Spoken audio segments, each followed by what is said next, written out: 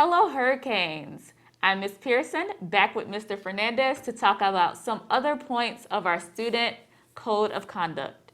Today, I'm going to start by talking about bullying and harassment. It is the policy of the Seminole County School Board that all of its students, district employees, and school district volunteers have an educational setting that is safe, secure, and free from harassment and bullying of any kind. The school board will not tolerate bullying and harassment of any type. Conduct that constitutes bullying and harassment, as defined herein, is prohibited. Any behavior that applies to the definition for bullying or harassment should be reported to the school, and policy protocol will be followed. This is very important. Bullying means systematically and chronically inflicting physical hurt or psychological distress on one or more students, a district employee, or a school-wide district volunteer, including unwanted and repeated written, verbal, or physical behavior threats. This includes any threatening, insulting, or dehumanizing, getting tongue-tied, gesture that is severe or pervasive enough to create an intimidating, hostile, or offensive educational environment, cause discomfort or humiliation, or unreasonably interfere with the individual's school performance or participation. So to kind of wrap that up, bullying means it's repeated. There's an imbalance of power, which means someone is feeling intimidated. But I want us to remember that repeated words. If I say, Mr. Fernandez, I don't like your mask. Mean, maybe disrespectful, not bullying. Right. So that's very important when we're making those claims about bullying. Now, we're going to look into it, but we just want to make sure that you all know what bullying is. Okay? Now, harassment means any threatening, insulting, or dehumanizing gesture, use of data or computer software, written, verbal, or physical conduct directed against a student, school district employee, or a school district volunteer by a student, school district employee, or school district volunteer. Bullying and harassment includes cyberstalking, which means engaging in a course of conduct to communicate or cause to be communicated words, images, or language by or through the use of electronic mail or electronic communication, directed at a specific person, causing substantial emotional distress to that person and serving no legitimate purpose. Cases of cyberstalking will be reported to law enforcement. The Seminole County School Board requires that students, school district employees, and school district volunteers conduct themselves appropriately for their respective level of development and maturity and demonstrate capabilities with proper regard for the rights and welfare of other students, school district employees, and school district volunteers as otherwise set forth in the school board policies. Now, Ms. Pearson, you're about to go over a very important part of our school. I believe that would be the dress code. The dress code. So we make it really easy here. Very simple. Because we have a uniform policy. So this is for all SEPS students. So I want you to remember as I'm talking about it that for you, we make it very easy. You wear red, black, or white polo Monday through Thursday, black or khaki bottoms, a mask always. Then on Friday, you can wear jeans and a school spirit tee or school colored tee. But we want to make sure those shirts have collars on them. Yes. Yes. So on Monday through Thursday. Monday through a Thursday, collar. yes. Okay, so this is going to be broad because it's for all Seminole County, but you all know what to wear to school. Okay? So all schools have the option of adopting a standard dress code uniform like we do, as long as it's agreed upon their school advisory council. Schools that adopt a standard dress code should include the following, which we do: collared shirts, sleeves, khaki, or dark pants, and then a colored shorts, colored bottom. Okay? So that's all I have for that.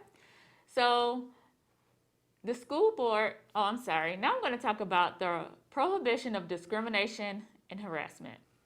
The school board forbids discrimination of any student by any student, employee or non-employee, that's a volunteer, on the basis of race, color, national origin, gender, age, religion, disability, marital status, or any other basis prohibited by law. The school board also forbids the harassment of other persons through the use of offensive or inflammatory words, symbols, gestures, or physical conduct that belittle, demean, disparage, mock, or ridicule another person. Now I'm going to turn it over to Mr. Fernandez for the rules and conduct of transportation. So this has to do with school buses. Now, some of you may not ride school buses in the morning or the afternoon, but at some point you may ride a bus on a field trip, or if you play for one of our athletic teams, maybe taking a school bus to an away meet or an away game at another school. So, Florida Statute 1006.10 gives school bus drivers the authority to monitor and control the behavior of students when they are on a school bus, when they are being transported to and from school or school functions at public expense, or when a school bus is present at the bus stop. Video cameras are on the buses. Video cameras with audio recordings capability have been installed in all the Seminole County public school buses. Students may be filmed at any time during the ride.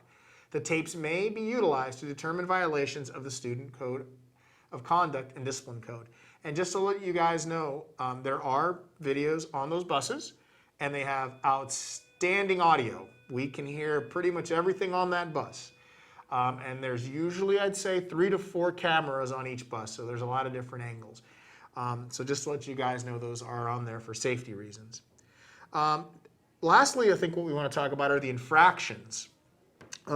Infractions are student conduct, which is considered to be a violation of the Student Code of Conduct and Discipline Code, is defined and described in the section of this handbook.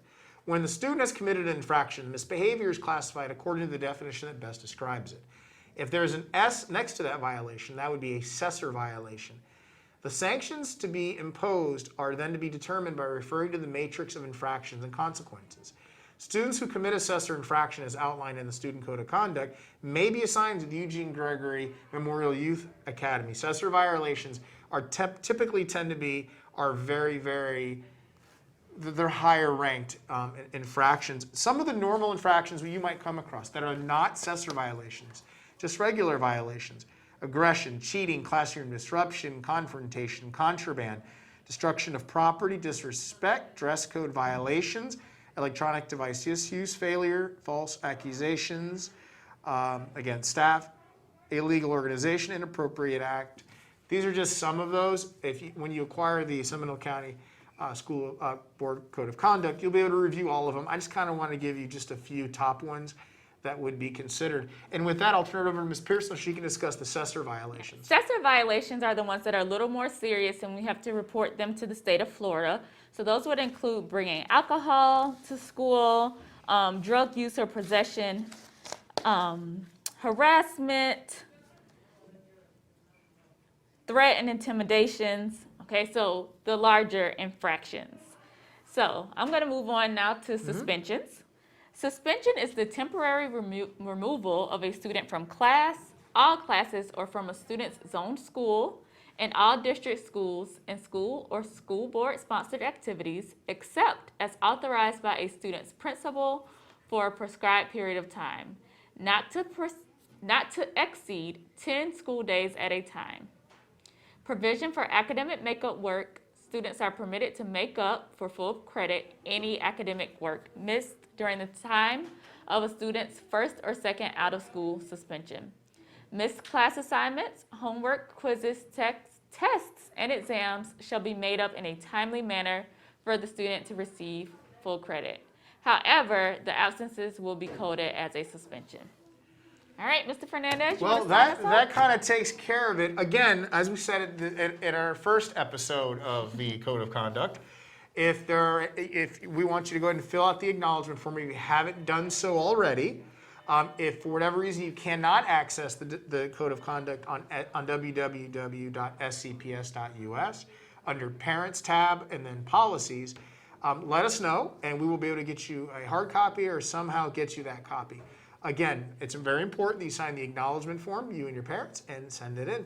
And if you have any other questions, feel free to come see us at the PSC downstairs in Floor one, and with that, Ms. Pearson? Don't Don't forget to storm.